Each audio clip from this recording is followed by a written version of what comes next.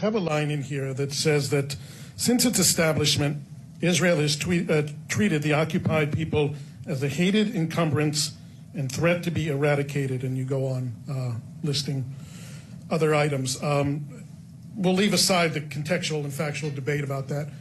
Based on that statement, it seems to infer that you believe that Israel has been an occupier since the day of its birth. Is that your position? You said since its establishment, Israel has treated occupied people, etc. Are you inferring that Israel has been an occupier since 1948? Why do you have to infer instead of sticking to what I said? I'm asking, that's what's in there. Let me elaborate. Okay. Israel has taken, and I can concede that it has done it with the recognition of the General Assembly, but from a human rights law point of view, and as I take a people-centered approach, I cannot forget it. The creation of the State of Israel has meant the dispossession of hundreds of thousands of Palestinians who have been kicked out of their homes and never allowed to return. Why so? And this is the past that has never been addressed. The Palestinians with Israeli citizenship who remained in Israel have been kept for 2 decades under military rule, and this is why when I say an encumbrance, I was not even referring to them, but as you ask, I mean, this is documented, so it's not debatable. It's history, and since 1967, which is what I'm most interested in because of the mandate I have, Israel has continued these practices, has extended the custodianship system that had been used to take control of all the properties left behind by the Palestinian refugees, but without time limit. So from 1967, I think this is Military Order 58, or one of the early military orders, Israel has been able to seize and acquire all the property left behind by the Palestinians. The 350,000 who were forcibly displaced outside the occupied Palestinian territory in 1967, and the hundreds of thousands who have been kicked out of their homes and lands ever since.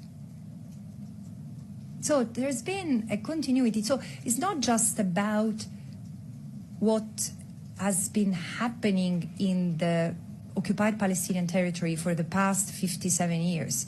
It's the fact that, unfortunately, there is a continuity with patterns of conduct that had already been enacted in modern-day Israel. You did comment on social media within the past week, and I'm going to read this back. You said, "I'm profoundly committed to human rights for all people. How could I ever be an anti-Semite?" A few days ago, you were supposed to have a briefing with members of Congress. That briefing was canceled. Don't know if the Jewish lobby was behind it or not, but... Oh, you said Jewish lobby? Jewish lobby. Watch out, because it's very anti-Semitic, apparently. It is. I didn't use it, you did. Don't know who you feel was behind it. In any case, you appeared, and your appearance there was sponsored by a group called Code Pink. You appeared in a video with the co-founder of Code Pink. Happily appear with them while they shill for human rights abusers all over the world and only focus in on Israel. According to this principle, I shouldn't be asking questions from journalists, for example, unless I check their pedigree. And I explained to you, because I was not at an event hosted by Good Pink. Check your sources, because this is not correct. I was hosted. Correct. You appeared in a video with the co-founder. Can I finish? Sure you can. I was speaking at an event organized by Buzz Boys and Poets, a venue where I've always attended wonderful talks. Then if they have hosted people who have terrible records, I don't know, but I wouldn't feel responsible. And as I was on my way out and looking at the murales, Medea from Code Pink approached me and said, "Can I ask you a question?" And I said, "Of course, do you mind being on record?" Of course not. And that is it.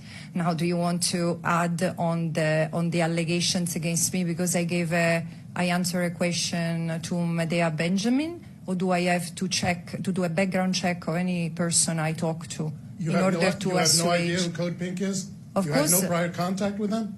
Of course I know who Code Pink is, but I don't, apparently I'm not as informed as you are. Thank you for educating me. That's part of my job as a journalist. Thank you.